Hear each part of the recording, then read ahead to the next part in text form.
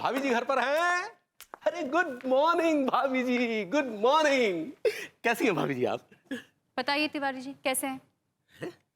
क्या बात है भाभी जी, आपके मिजाज के रसगुल्ले, आपकी मुस्कुराहट की चाशनी के बिना सूखे सूखे से क्यों लग रहे हैं? क्योंकि हर चीज का वक्त होता है, हर चीज का मूड होता है। अरे बाप रे भाभी जी, हमसे कोई गुस्ताखी हो गई क्या? अरे नहीं नहीं, पतियों से कहाँ गुस्ताखी होती है। गुस्ताखियां तो सिर्फ पत्नियों से होती हैं। घर की सारी जिम्मेदारियां उठाइए, घर के सारे काम कीजिए, रात को पतियों की गाली भी सुनिए, लेकिन सुबह मुस्कुराते हुए उठकर पतियों की सेवा में लग जाइए। लगता है रात को जरूर उस भभूतिये ने भाभी जी के साथ झगड़ा किया होगा, इसलिए भाभी जी का मूड खराब है। सारे कॉम्प्रोमाइज सिर्फ पत्नियों को क्यों करने पड़ते हैं? हाँ, सारे कॉम्प्रोमाइज क्यों करती है पत्नियां? Why not the husbands? बाप रे, लगता है भाभी जी के अंदर की भूखी शेरनी जाग गई है। भभूति जी तो शेरनी को जगाकर कहीं निकल लिए, अब कहीं भाभी जी के गुस्से के शिकार हम ना हो जाएं। बेटा तिवारी, मतलब की बात कर और निकल ले।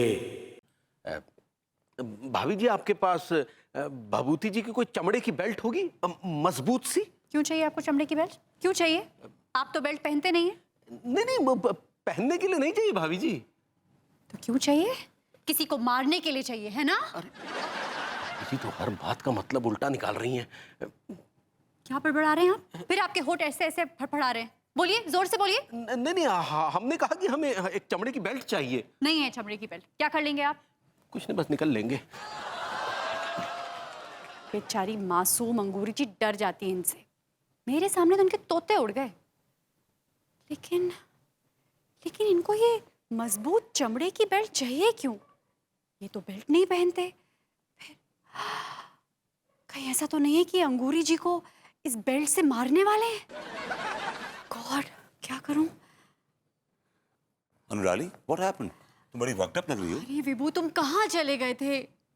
हुआ कि ये तो बताओ, what happened? सुनो, मुझे पूरा यकीन हो गया है अब कि तिवारी जी अंगूरी जी के साथ रात में कुछ बहुत बड़ी गड़बड़ करने वाले हैं। गड़बड़ करने वाले? क्या क्या क्या गड़बड़ करने वाले? सुनो ना, अभी तिवारी जी आए थे और वो कह रहे थे कि उन्हें तुम्हारी मजबूत चमड़ी की बेल्ट चाहिए। लेकिन तिवारी जी तो बेल्ट पहनते नहीं, वो तो इलास्टिक वाली पैंट पहनते हैं। एग्जैक्टली, मैंने उनसे यही कहा और उन्होंने खुद एक्सेप्ट किया कि वो बेल्ट नहीं पहनते। तो फिर क्यों मांग रहे थे बेल्ट?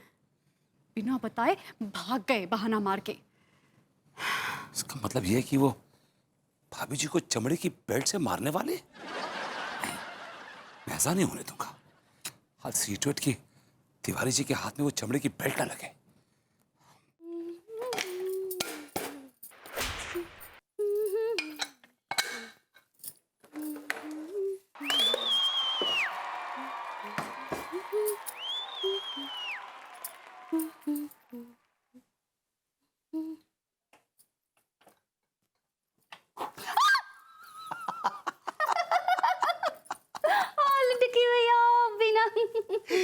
ये देखो अंगूरी, हम काल आए हैं।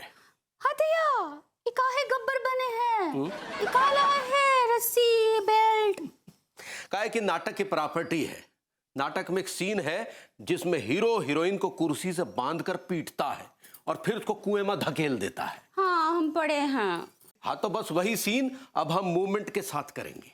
हथिया, इसका मतलब है आप हमको कुएं में ढकेल देंगे का? अरे पगली, नाटक है नाटक, हम तो एक्टिंग करेंगे। तो ठीक बा। और फिर हम इस पूरे नाटक को कैमरा में रिकॉर्ड भी कर लेंगे। हथिया, फिर हम रात को बैठ के लैपटॉप पे देखेंगे। और हम भाभी जी को दिखाएंगे ताकि उनको पता चले कि सिर्फ भभूति जी को ही एक्टिंग नहीं आती, हमको भी आती है। हमरा जालिम पति। तो चलो अब क्लाइमैक्स सीन के लिए तैयार हो जाओ।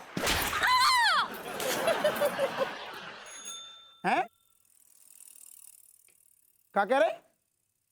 राम स्वरूप की लौंडी कौन के संग में भाग गई? हजारी के छोड़ा के संग में? अरे दादा, तो भाग गई मैं, हम क्या कर लें? हैं? अरे हद हो गई यार, कौन सी रपट लिख लें? अरे तुम्हें पता है लड़की बाले गति, हाउ बाले गति, बच्ची ना आती। ये तो चिल्ला मत, एक तो नेटवर्क नहीं यार, खोपड़ी मत खा। अरे दादा, तू उसके बाप को रपट लिखन दे, इतने काहे के बिलबिला रहे हो? तो सुन सुन सुन, ते कहूँ अपनी जुगाड़ में तो ना हाथो हैं, ज्यादा ना खोपड़ी ना कर, रख फोन हट हैं, खोपड़ी। पप्पू सिंह जी, अरे दादा, एक से छूटे से दूसरी चिरांद आ गई। और भैया विभूति का हाल है, कैसे हो महाराज? हालचाल बिल्कुल ठीक नहीं है। काहे कहो, गोरी मैम खैरियत में तो हैं। गोरी मैम ठीक है, लेकिन अंगूरी भाभी को रक्षा की जरूरत है। अरे यार, दूसरे की बीवियों को बचाने को ठेका ले रखो है क्या तुमने? भैया विभूति तुम अपनी वाली देखो, अंगूरी भाभी को बचाने के लिए भैया तिवारी हैं। मैं आपको ये समझाने की कोशिश कर रहा हूं कि तिवारी भैया जो आपके हैं वो रक्षक नहीं बल्कि भक्षक हैं। वो अंगूरी भाभी को जान से मारना चाहते हैं, जान से। यार तुम फिर से वही बालू राग गलापन लगे, कसम से कह रही। अबे तुमने उस दिन फालतू में फोन कर दो, हम पगलन की तरह बीवी प्रेग्नेंट छोड़ के ये मोहल्ला में चक्कर लगा रहे हैं आधी रात के 3 बजे, और नतीजा काने करूं ढाक के 3 पात। तुम यार एक बात बताओ, हमें शक है दूसरे की बीवियों को बचाने को तुम्हें दौरा पड़तो है का? पप्पू सिंह जी, मैं पूरे होश हवास में हूं, मेरी बात का यकीन कीजिए। अभी तिवारी जी घर पे आए थे, अन्नू से चमड़े की मजबूत बेल्ट मांग रहे थे, मालूम है आपको?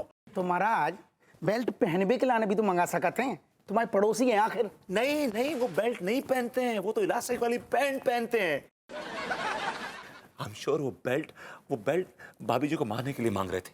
अनु ने बेल्ट देने से मना कर दिया, तो कुछ देर पहले मैंने देखा कि वो दुकान से वो एक मोटी सी रस्सी और बेल्ट खरीद के लेके जा रहे थे। अभी देखा मैं। आप मेरी बात का यकीन क्यों नहीं कर रहे? आप ऐसे क्यों घूर रहे हैं मुझे? कह लई या और कछु कहने हैं? कह लिया। तो बस तुमने कह लई, हमने सुन लई, हमें मजू आ गो। अब हम चल रहे हैं जयराम जी की। पप्पू सिंह जी, आप मेरी बात का यकीन क्यों नहीं कर रहे हैं?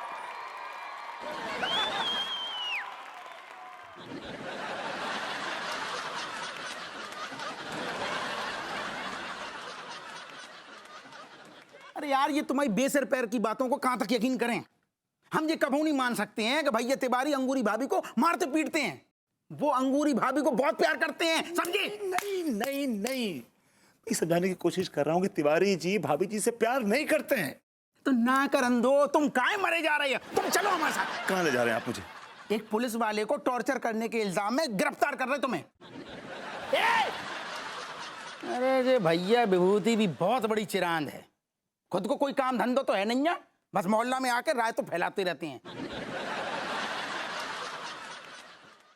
अरे दादा,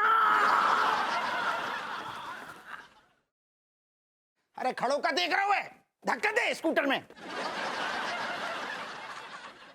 अरे दादा दे। पप्पू सिंह जी, अगर भाभी जी को कुछ हो गया ना तो आप जिम्मेदार होंगे। अरे हट। ये आदमी तो मेरी बात का यकीन ही नहीं कर रहा है। गॉड, अब मैं क्या करूं?